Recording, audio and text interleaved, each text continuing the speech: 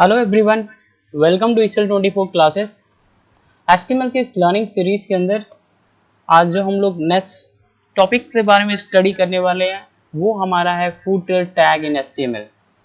आज हम लोग इसी टैग के बारे में स्टडी करेंगे। इस टैग का क्यों हम लोग यूज करते हैं एचटीएमएल की कोडिंग के अंदर, इसका क्या बेनिफिट है, इसके बारे में स्टडी करना है।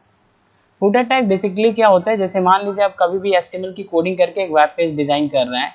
ये आपकी सपोज दैट ये एक वेब पेजेज है। तो वेब पेजेस के अंदर हमने आपको एक बताया, जो ये टॉप वाली जो साइड होती है एक्चुअल में ये हेडर पार्ट होता है, हेडर।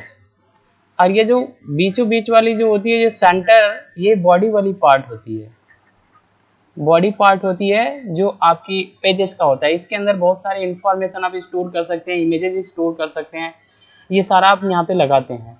ये एक्चुअल में ये जो नीचे वाला जो पार्ट होता है ये आपकी फुटर वाली पार्ट होती है, फुटर।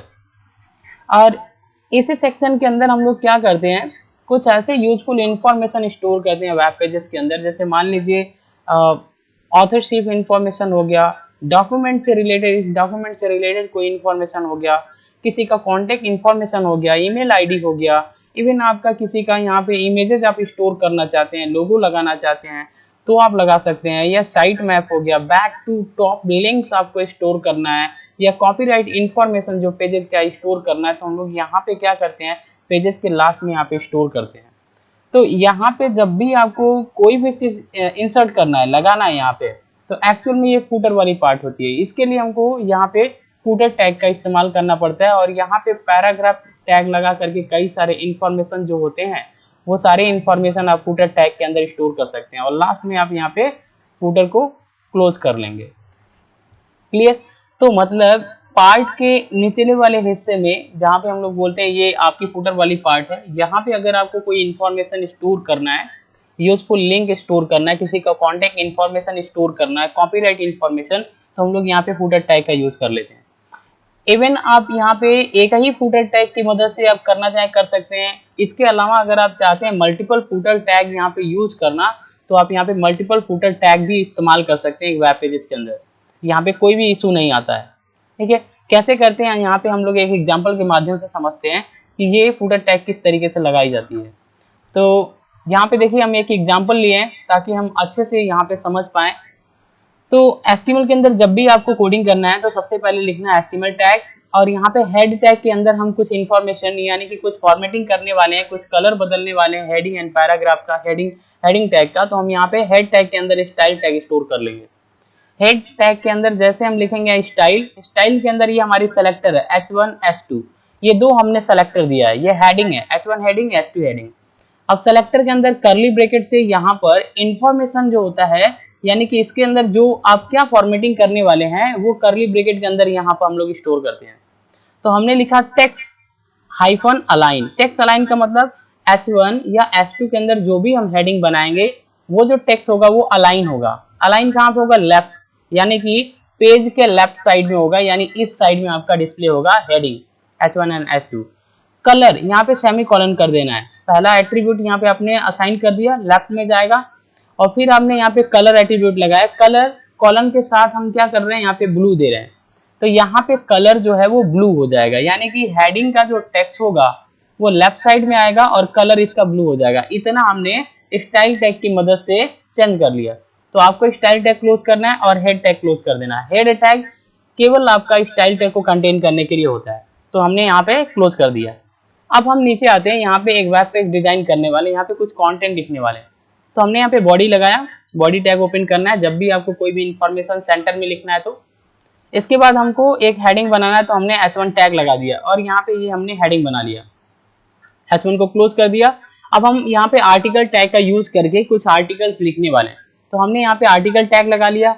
अब यहाँ पे आर्टिकल टैग के अंदर एक हेडिंग बना लिया गूगल क्रोम के बारे में, और यहाँ पे एक पैराग्राफ बना दिया गूगल क्रोम के बारे में, कुछ इन्फॉर्मेशन यहाँ पे डिस्प्ले कर दिया। ठीक है, फिर पैराग्राफ को क्लोज कर देना है और फिर आर्टिकल टैग को क्लोज कर देना है, यानी एक आर्टिकल टैग के अंदर एक हेडिंग और पैराग्राफ के माध्यम से हमने कुछ इन्फॉर्मेशन यहाँ पे डिस्प्ले कर लिया। ठीक है, इसी तरीके से आप कई आर्टिकल टैग की मदद से आप एक वेब पेजेस में कई सारे इन्फॉर्मेशन आप यहाँ पे डिस्प्ले कर सकते हैं। तो अब देखिए, अब यहाँ पे हमने क्या किया, सेकेंड आर्टिकल टैग लिया।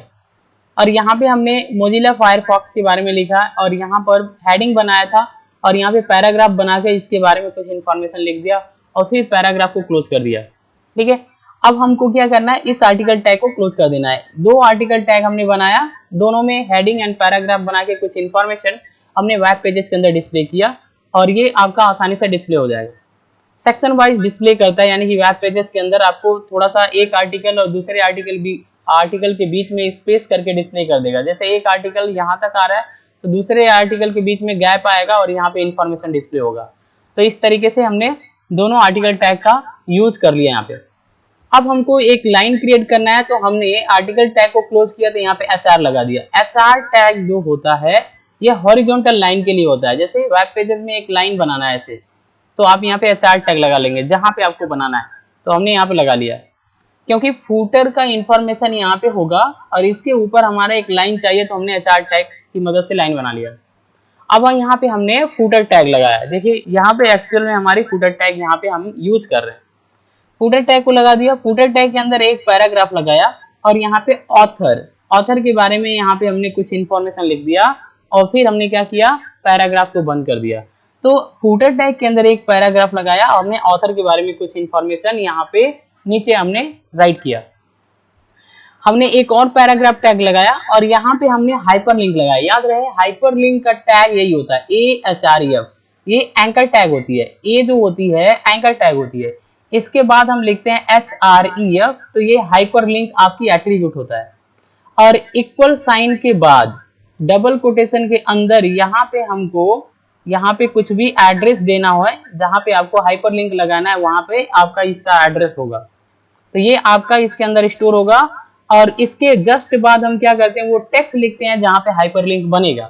जैसे हमने लिखा यहाँ पे AHREF, यहाँ पे हमने लिख लिया एक ईमेल आईडी, ये ईमेल आईडी है, ये एक एड्रेस डाल दिया। ईमेल आईडी पे हमको हाइपरलिंक बनाना था तो ये हमने HREF में डाल दिया डबल कोटेशन के अंदर, यहाँ पे क्लोज किया एंगुलर ब्रैकेट और इसके जस्ट बाद हमने लिखा ईमेल मी, यानी यहाँ पे हाइपरलिंक बनेगा। ये टेक्स्ट है, इस पे हाइपरलिंक बनेगा।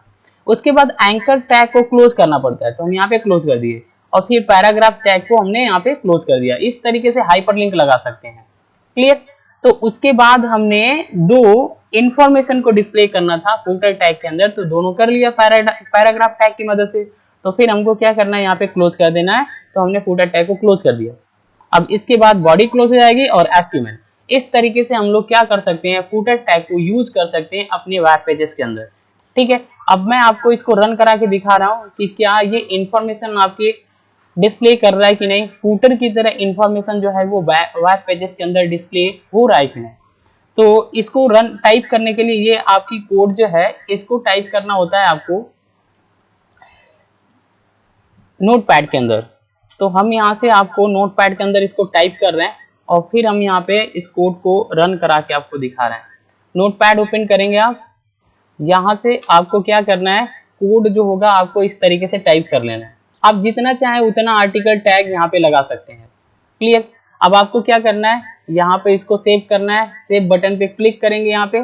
यहाँ से आपको अपने फाइल का नाम कुछ देना है। हमने FOT दे दिया, .html लगाना है और यहाँ से आपको क्या करना है, यहाँ से आपको ऑल फाइल सेलेक्ट करनी है और फिर आपको यहाँ पे डेस्कटॉप पे क्लिक करके सेव कर देना है। अब यहाँ पे हम लोग देखेंगे डेस्कटॉप पे FOT करके ये हमारा पेज है जो हमने यहाँ पे कोडिंग करके बनाया है। इसको क्या करना है, रन कराना है। यहाँ पे राइट बटन क्लिक करके ओपन कर लेंगे तो आपका यहाँ पे रन हो जाएगा। देखिए ध्यान से, यहाँ पे हमने हेडिंग बनाया था, हेडिंग आ गया, ये हमारी हेडिंग आ गई। यहाँ पे हमने कुछ गूगल क्रोम के बारे में बनाया था, ये हमारा मोजिला फायरफॉक्स के बारे में हेडिंग बनाया था, इसके बारे में लिखा था। HR टैग की मदद से एक लाइन क्रिएट किया था और ये हमारा इंफॉर्मेशन है जो फूटर टैग के अंदर आया, फूटर टैग के अंदर आया। आप यहाँ पे कुछ अधिक इंफॉर्मेशन लिखेंगे तो ये जो इंफॉर्मेशन है वो नीचे आ जाएगा बिल्कुल पेज के अंदर। अब देखिए यहाँ पे हमने हाइपरलिंक बनाया था तो ये हाथ आपका यहाँ पे बन रहा है और यहाँ पे क्लिक करने पे आप यहाँ से मेल कर सकते हैं। क्लियर? तो इस तरीके से आप फूटर टैग की मदद से एक इंफॉर्मेशन जो होती है, कुछ इंफॉर्मेशन आप फूटर पार्ट के अंदर डिस्प्ले कर सकते हैं। आई होप आपको फूटर टैग समझ में आया। आज के लिए बस इतना ही। Thanks for watching. अगर ये वीडियो इन्फॉर्मेटिव लग रही है तो चैनल को सब्सक्राइब करिए, शेयर करिए, क्योंकि सब्सक्राइबर बहुत जरूरी है। Thanks for watching.